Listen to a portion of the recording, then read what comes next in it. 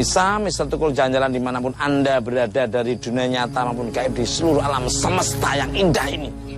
Sesekarang berada di rumah Belanda di daerah Gajah Mungkur, Semarang.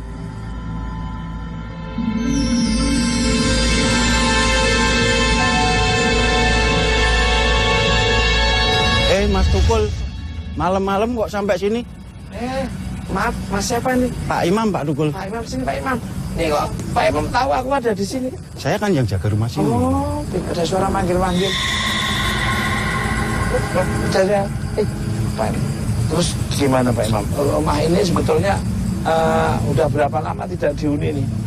Udah lama, udah lebih dari 15 tahun. Selama Pak Imam menjaga, maaf nih, Ya. pernah ngalami atau kejadian apa yang Pak Imam ketahui? Sering, banyak. Banyak.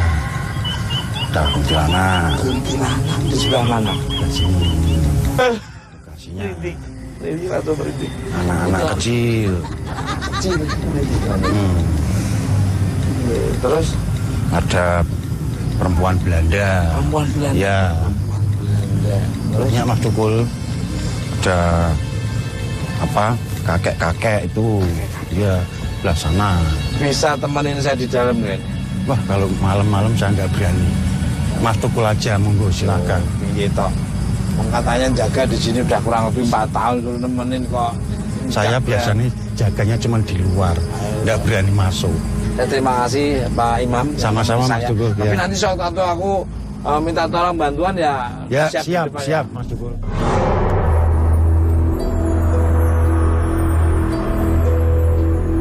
Bangunan lama Belanda selalu menjadi tempat andalan bersarangnya makhluk astral dari masa silam. Di Jalan Gajah Mungkur, Semarang, terdapat sebuah rumah mewah dan megah bergaya arsitektur Belanda yang dikenal angker. Sejarah rumah ini sendiri tak banyak yang mengetahui, namun aktivitas makhluk astral yang ada di rumah ini jelas terasa oleh siapa saja yang berani memasukinya. Bahkan penjaga rumah ini pun tidak berani masuk ke dalam rumah pada malam hari.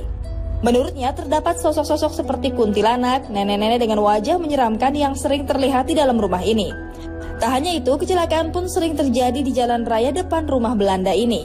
Konon katanya mereka melihat sosok wanita berbaju putih yang sedang mengayunkan kakinya di balkon lantai 3. Siapakah sosok wanita tersebut?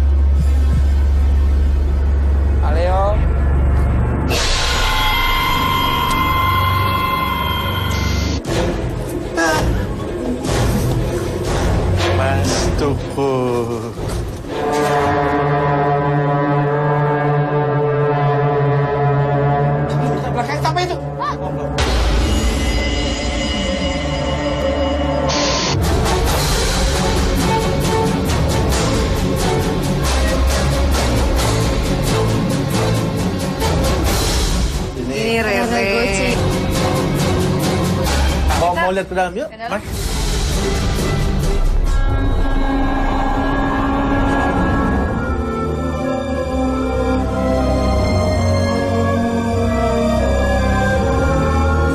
Pak Leo. Ya. Pak Leo mungkin bisa melihat sebetulnya dalam ini ada apa aja, terus Mbak Sarah serta Mbak Rere apa yang dilaksanakan.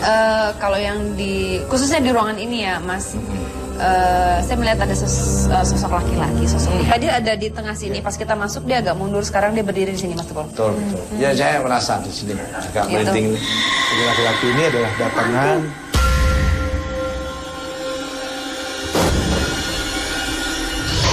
jadi yang berdiri di situ memang orang yang punya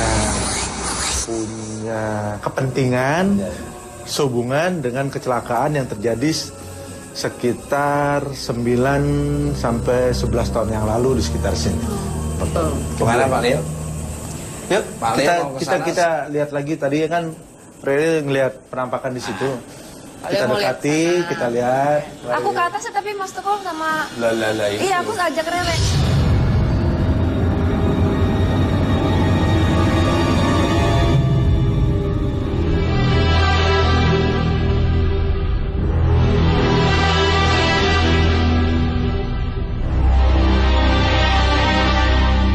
Nah, Pak Leo nih, untuk flashback rumah ini nih, Dari kira-kira dibangun tahun rumah ini dibangun dari tadi saya melihat angka 1942 sampai 1945. Sempat kosong selama 5 tahun dari 1952 sampai 1958. Kemudian dihuni lagi oleh satu keluarga dengan 3 orang anak. Tetapi penghuni, jadi hanya dihuni oleh Belanda pada tahun 1940-an saja. Selanjutnya yang menghuni rumah ini adalah pribumi. Ada, kalau ngomong ada kejadian mistis, pembunuhan atau apa, tidak ada sama sekali. Rumah ini terkesan tidak berpenghuni, itu yang menyebabkan dia menjadi angker, Mas. Betul. Pak Leo, kita lihat ke ruangan ini, Mas. Oke. Mari, Mas.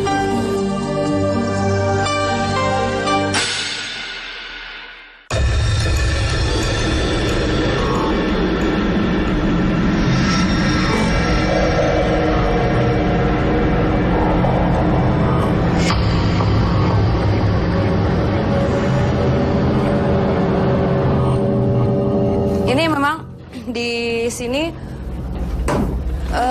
hawa dari pas pada saat kita menaiki tangga tadi agak beda. Ini saya Mas ya? berat emang berat sini. Oke. Assalamualaikum. Nggak apa-apa. Sini. Dari depan aku.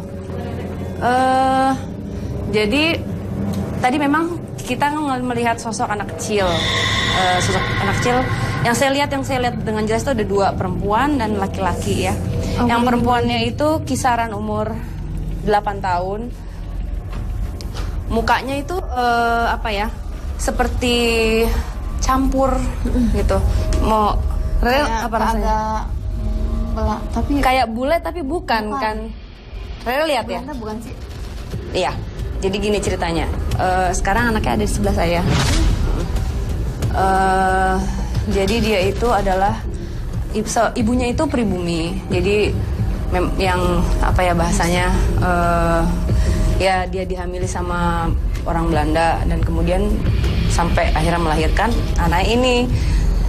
Bapaknya nggak mau mengakui karena malu ya punya anak dari seorang pribumi. Akhirnya dia dibawa sama ibunya untuk tinggal di desanya. Tapi nggak tahu gimana, ini saya agak nggak jelas. Tapi sepertinya dia ini menjadi inceran pada saat Jepang mulai masuk kayaknya. Cuman dia tidak meninggal di sini ya, tapi di daerah sekitar sini.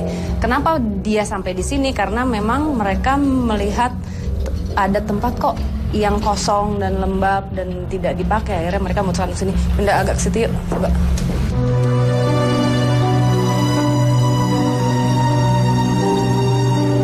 Rere melihat yang laki-laki nggak? Yang anak adiknya lagi? Tapi lagi sama perempuan tuh siapa ya? Oke, Nggak nanti jelas. itu perempuan. Memang ada sosok perempuan juga di sini. Kayak nenek-nenek, agak mengerikan ya. Serem, itu deket jendela. Ya, agak mengerikan.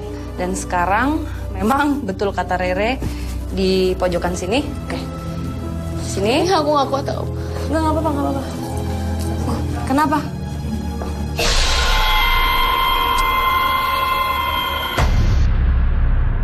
Jendela tadi. Serem banget. Serem banget. Ini kok aku malah merindingnya kenapa?